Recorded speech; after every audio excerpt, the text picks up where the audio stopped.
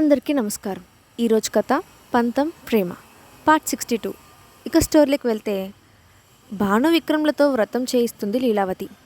వ్రతం చేసే సమయంలో పంతులు గారు భానుని విక్రమ్ ఒడిలో కూర్చోమని చెప్తారు.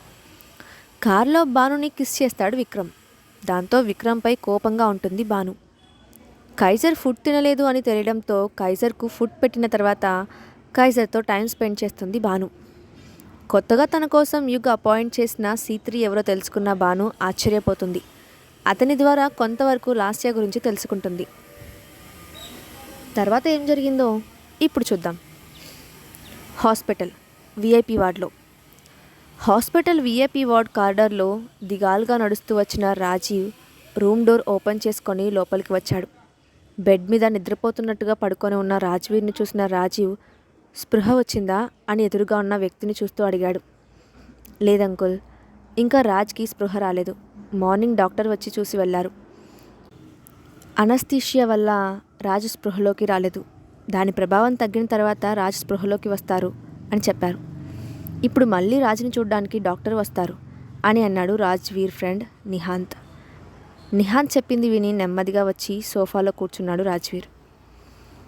రాజ్వీర్ గురించిన టెన్షన్, దాంతోపాటు కంపెనీలో బోర్డ్ ఆఫ్ డైరెక్టర్స్ నుండి అసమర్థతి, క్లయింట్స్ నుండి కంప్లైంట్స్, అవి మాత్రమే కాకుండా చాలామంది కంపెనీతో చేసుకున్న వాళ్ళ ప్రాజెక్ట్స్ను క్యాన్సిల్ చేసుకుంటామని అంటూ ఉండడంతో అన్ని వైపుల నుండి రాజీవ్ మీద ఒత్తిడి పెరిగిపోతోంది. ఇన్ని టెన్షన్స్ మధ్య ఏం చేయాలో తెలియక మానసికంగా చాలా నలిగిపోతున్నాడు రాజీవ్. దాంతో ఒక్కసారిగా 10 సంవత్సరాల వయస్సు పెరిగినట్టుగా అయిపోయాడు రాజీవ్. స్పృహ లేకుండా ఒంటి నిండా బ్యాండేజ్తో కట్లు కట్టి ఉన్న రాజ్వీర్ను చూస్తున్న రాజీవ్లో కోపం స్థాయి క్షణక్షణానికి పెరిగిపోతోంది. అంతలో రెగ్యులర్ రౌండ్స్ కోసం అక్కడికి వచ్చిన డాక్టర్ రాజ్వీర్ను చెక్ చేసి రాజ్వీర్ పరిస్థితి రాజీవ్కు వివరిస్తూ, రాజ్వీర్కు మల్టిపుల్ ఫ్రాక్చర్స్ అయ్యాయి. లక్కీగా తన వైటల్ ఆర్గాన్స్ మీద దాడి జరగలేదు. అందువల్ల తన ప్రాణానికి ఏం ప్రమాదం లేదు. కానీ తను లేచి నడవాలి అంటే మాత్రం నెలల సమయం పడుతుంది అని రాజీవ్కు చెప్పి వెళ్ళిపోయాడు ఆ డాక్టర్. డాక్టర్ చెప్పింది విన్న తర్వాత రాజీవ్ ఇంకా మానసికంగా కృంగిపోయాడు. అంతలో కంపెనీ నుండి ఫోన్ రావడంతో బెడ్ దగ్గరకు వెళ్ళి రాజ్వీర్ తలను నెమ్మదిగా నిమురుతూ, ఇదంతా జరగడానికి కారణమైన వాళ్ళను నేను వదిలిపెట్టాను అని రూమ్లో నుండి బయటకు వెళ్ళిపోయాడు రాజీవ్. రాజీవ్ వెళ్ళిపోయిన తర్వాత నెమ్మదిగా కళ్ళు తెరిచిన రాజ్వీర్ నిహాంత్ వైపు చూసి నవ్వుతూ బెడ్ మీద లేచి కూర్చున్నాడు. వీర్, అంకుల్ని ఇంతగా బాధ పెట్టడం అవసరమా అని అన్నాడు నిహాంత్. అవసరమే, లేదంటే ఆ ధర్మేంద్రకు ఎదురు వెళ్ళడానికి డాడ్ ఎప్పటికీ ఒప్పుకోడు. మొదటిసారి నా కోసం మా నాన్నగారు కంగారు పడడం చూస్తున్నాను. ఆ మాహిదర్ మీద కోపం పెంచుకోవడం చూస్తున్నాను. ఇలానే ఆ మాహిర్ను పూర్తిగా డాడ్ దృష్టిలో దిగదార్చేయాలి, లేదంటే నేను అనుకున్నది ఎప్పటికీ పూర్తి కాదు అని అన్నాడు రాజ్వీర్. కానీ ఎలా? నువ్వు చేసిన వాటినన్నిటినీ ఎవిడెన్స్తో సహా ప్రూవ్ చేయడానికి రెడీగా ఉన్నాడు మాహిర్. నిహాంత్ చెప్పే విషయాన్ని ఏమాత్రం పట్టించుకొని రాజ్వీర్, మర్చిపోయాను, ఎవిడెన్స్ అంటే గుర్తు వచ్చింది. నా మీద అటాక్ చేయమని మాహిర్ పంపించిన వాళ్ళ అకౌంట్ సెటిల్ అయినట్టేనా, లేదంటే ఆ మాహిర్తో పెద్ద ప్రాబ్లం అయిపోతుంది అని అన్నాడు రాజ్వీర్. నీ గురించి వాళ్ళకు మాహిర్ ఆర్డర్ పాస్ చేసిన విషయం గురించి మనకి ఇన్ఫర్మేషన్ రాగానే మన వాళ్ళు క్లీన్ చేసేశారు. గుడ్. నన్ను కావాలి అని టార్గెట్ చేసి మోసం చేసి నా షేర్స్ను లాక్కున్నట్టుగా డాడ్కు తెలిసేలా చెయ్యి. మాహిర్ దగ్గర ఉన్న ఎవిడెన్స్ అంతా అబద్ధమని, అవన్నీ మాహిర్ ప్రిపేర్ చేసిన ఫేక్ ఎవిడెన్స్ అని డాడ్ నమ్మాలి. ఇప్పటి పరిస్థితులన్నిటికీ కారణం మాహిర్ అని, కావాలనే మాహిర్ ఇదంతా చేస్తున్నట్టుగా అందరూ అనుకోవాలి. కేవలం అది మాత్రమే పోర్ట్రేట్ అవ్వాలి. అప్పుడే ఆ మాహిర్ మీద పూర్తిగా ద్వేషం కలుగుతుంది. ధర్మేంద్రకు డాడ్కు మధ్య గొడవ మొదలవుతుంది అని అన్నాడు రాజ్వీర్. ఇదంతా చేయడం అంటే నువ్వు అనుకున్నంత తేలిక కాదు అని అన్నాడు నిహాంత్. అదంతా నాకు తెలుసు, కానీ వాళ్ళకు అంత అవకాశం నేనివ్వను అని అన్నాడు. వీర్, ఈరోజు మాహిర్కు ఎంగేజ్మెంట్ జరిగింది అని అన్నాడు నిహాంత్. వాట్? నన్ను ఇలా హాస్పిటల్ బెడ్ మీద ఉండేలా చేసి వాడు మాత్రం పెళ్లికి సిద్ధమవుతున్నాడా అని కోపంగా అన్న రాజ్వీర్ మళ్ళీ వెంటనే ఈవిల్గా నవ్వుతూ, అది ఒకందుకు మంచిదే అని వంకరగా నవ్వుతూ అన్న రాజ్వీర్ నిహాంత్ వైపు చూసి నవ్వుతూ పిల్లో కింద ఉన్న ఫోన్ తీసుకొని ఎవరికో మెసేజ్ చేశాడు. ధర్మ మెన్షన్లో, బెడ్ మీద కూర్చొని తన వేలికి ఉన్న ఉంగరాన్ని తదేకంగా చూస్తూ ఒక్క రోజులో తన జీవితం మొత్తం మారిపోయిందో ఆలోచించుకుంటూ ఉంది అనుపమ. ఆ రోజు పొద్దున వరకు ఆ ఇంట్లో ఒక గెస్ట్లా ఉన్న తను ఇప్పుడు ఆ ఇంటికి కాబోయే కోడలి స్థానంలో ఉంది. అలా అని అనుకోగానే ఆ ఫీల్ చాలా కొత్తగా ఉంది. ఏవేవో ఆలోచనలు మనసుని కంగారు పెడుతున్నట్టుగా అనిపిస్తుంది. అది సంతోషమో లేదా భయమో ఏదో కూడా తెలియని అయోమయం కలుగుతోంది అనుపమకు. డోర్ ఓపెన్ అయిన సౌండ్కి తల తిప్పి చూసిన అనుపమ డోర్ క్లోజ్ చేసి తన వైపే వస్తున్న మాహిర్ కనిపించాడు. దాంతో ఒక్కసారిగా బెడ్ మీద నుండి లేచి మాహిర్కు ఎదురుగా వెళ్ళి నిలబడింది అనుపమ. చేతులు నలుపుకుంటూ నిలబడిన అనుపమ తన వైపు అయోమయంగా చూస్తుండడం చూసి నవ్వుకున్నాడు మాహిర్. ఏమీ మాట్లాడకుండా తన ఎదురుగా నిలబడి తనను చూసి నవ్వుతున్న మాహిర్తో ఏమని మాట్లాడాలో అర్థం కాక అలానే చూస్తోంది అనుపమ. అనుపమ సందిగ్ధత స్థితిని అర్థం చేసుకున్నట్టుగా అను నాతో రా అంటూ అనుపమ చేయి పట్టుకొని తీసుకువెళ్ళి సోఫాలో కూర్చోపెట్టి అనుపమ వెనుక నిలబడ్డాడు మాహిర్. దాంతో మాహిర్ ఏం చేస్తున్నాడో అర్థం కాక తన వెనుకకు వెళ్ళి నిలబడిన మాహిర్ వైపు తల తిప్పి చూస్తూ మాహిర్ గారు ఏం చేస్తున్నారు మీరు అని అంది అనుపమ. మాట్లాడకు అన్నట్టుగా ష్ అంటూ అను పెదవుల మీద వేలు పెట్టాడు మాహిర్. దాంతో సైలెంట్గా మాహిర్ వైపు చూస్తూ ఉంది అనుపమ. కళ్ళు మూసుకో అని అన్నాడు మాహిర్.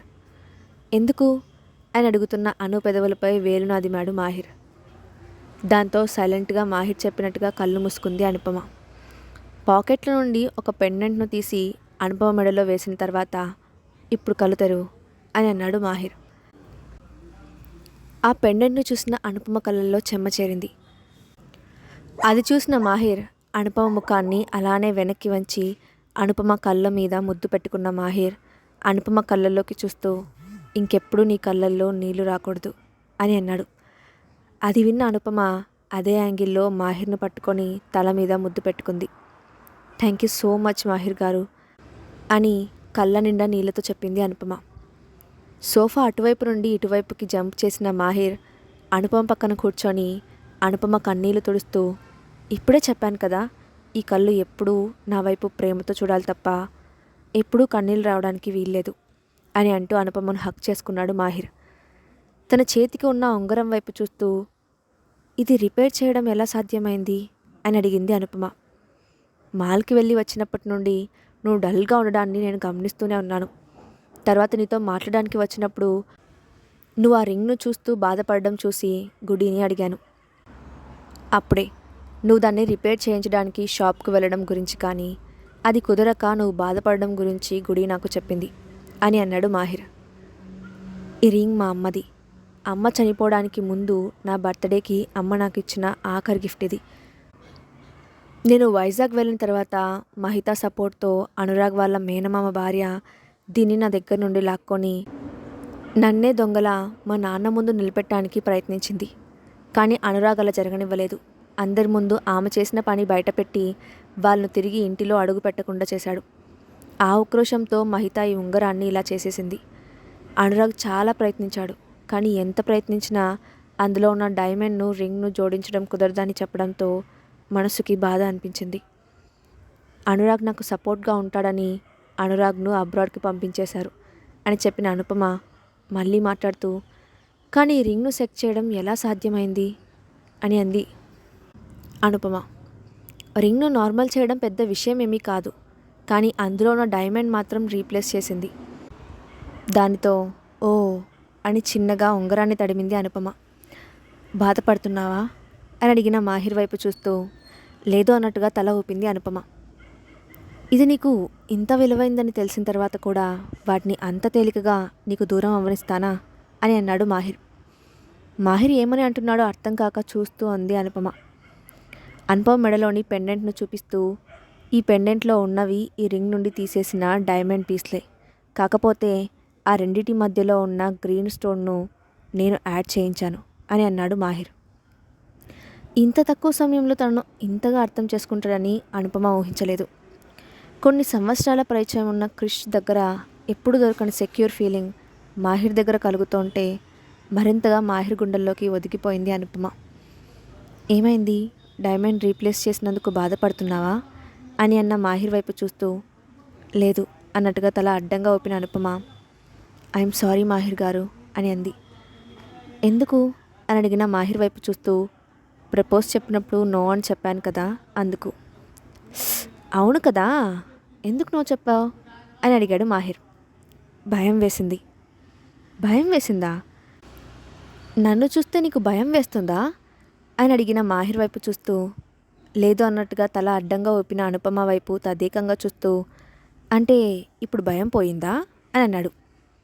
అయితే మరి ఇప్పుడు ఏమనిపిస్తుంది అని అన్న మాహిర్ను మరింతగా దగ్గరగా హక్ చేసుకుంటూ ఐ లవ్ యూ మాహిర్ అని అంది. అనుపమ చెప్పింది విన్న మాహిర్ కళ్ళు ఆనందంతో మెరిశాయి. దాంతో అనుపమను డీప్గా కిస్ చేయడం మొదలుపెట్టాడు మాహిర్. మాహిర్ నాకు ఊపిరి ఆడడం లేదు అని అన్న అనుపమ వైపు చూసి నవ్వుతూ అనుపమను హక్ చేసుకున్నాడు మాహిర్. మాహిర్ గారు అసలు ఇంత సడన్గా ఈరోజు మన నిశ్చితార్థం ఎలా జరిపించారు అని అడిగింది అనుపమ. భాను విక్రమ్ల బెడ్రూమ్లో. విక్రమ్ను పట్టించుకోకుండా వెళ్ళిపోతున్న భాను చేయికి పట్టుకొని బలంగా వెనక్కు లాగాడు విక్రమ్. దాంతో ఫోర్స్గా వచ్చి విక్రమ్ను గుద్దుకుంది భాను. తన్ను దూరంగా నెట్టడానికి అవకాశం ఇవ్వకుండా భాను నడుము చుట్టూ చేవేసి దగ్గరగా లాక్కున్న విక్రమ్ తన చేతుల మధ్య లాక్ చేసేయడంతో విక్రమ్ వైపు కోపంగా చూసింది భాను. భాను చూపులను ఏమాత్రం పట్టించుకోకుండా భాను నడుముకు ఉన్న ముత్యాలతో వేసిన నడుము పట్టీను సున్నితంగా తాకుతూ ఇది తీయడం మర్చిపోయావు అంటూ ఆ పూసల గొలుసును లింక్ను తీసి భాను చేతిలో పెట్టాడు విక్రమ్. విక్రమ్ చేతిలో నుండి అది తీసుకొని విసురుగా టేబుల్ మీద పెట్టేసి వెళ్ళబోయిన భానుని వెనుక నుండి హక్ చేసుకొని భాను మెడవంపుల్లో తల పెట్టుకొని అద్దంలో కనిపిస్తున్న వాళ్ళ ప్రతిబింబాల వైపు చూస్తూ ఎందుకలా ఉన్నావు, నా మీద కోపం వచ్చిందా అని భాను చెవిలో గుసగుసగా అన్నాడు విక్రమ్. నడుము మీద విక్రమ్ చేతివేళ్ల కదలికలకు వివాస్రాలు అయిపోతుంది భాను. సమాధానం చెప్పడం కష్టమవుతుండడంతో సైలెంట్గా ఉండిపోయి కష్టంగా పదాలు కూడబలుక్కొని మాట్లాడుతూ నువ్వు ఇలా ఎందుకు చేస్తున్నావు అని అడిగింది భాను. ఏం చేశాను అని భాను చెవి వెనుక కిస్ చేశాడు విక్రమ్. నువ్వు కారులో నన్ను కిస్ చేశావు, అది దీది గమనించి లిప్స్ క్లీన్ చేసుకో అని చెప్పింది. ఇక మీదట తన ముందు నేను ఎలా తలెత్తుకొని తిరగలను అని అంది భాను.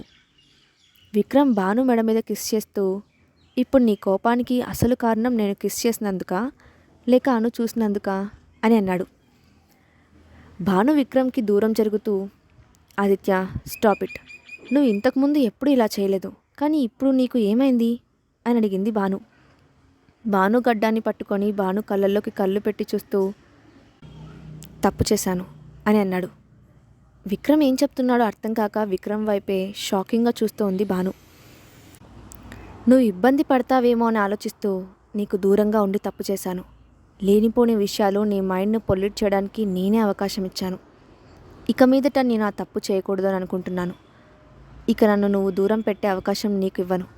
నేను నాలో పూర్తిగా కలిపేసుకుంటాను. నీకు కనీసం వేరే విషయాల గురించి ఆలోచించే సమయం లేకుండా చేస్తాను. నా నుండి దూరంగా వెళ్ళే ఆలోచనే నీకు రానివ్వను అని అంటూ ఒక్కసారిగా భానుని దగ్గరకు లాక్కొని కిస్ చేయబోయాడు. టేబుల్ మీద ఉన్న ఫోన్ రింగ్ అవడంతో ఇద్దరు ఫోన్ స్క్రీన్ వైపు చూశారు. అందులో పేరు చూడగానే భానుని వదిలిపెట్టిన విక్రమ్ కాల్ చేసింది ఎవరో భానుకి తెలియకూడదన్నట్టుగా మొబైల్ని తీసుకొని నువ్వు వెళ్ళి ఫ్రెష్ అయ్యరా అని చెప్పి బాల్కనీ వైపు నడిచాడు. కాల్ చేసింది ఎవరో భానుకి తెలియకూడదని అనుకున్నాడు విక్రమ్. కానీ అప్పటికే భాను ఆ స్క్రీన్లో కనిపిస్తున్న పేరుని చూసేసింది. దాంతో వాష్రూమ్లోకి వెళ్ళవలసిన భాను నెమ్మదిగా విక్రమ్ వెనకే వెళ్ళి గోడ చాటున నిలబడింది.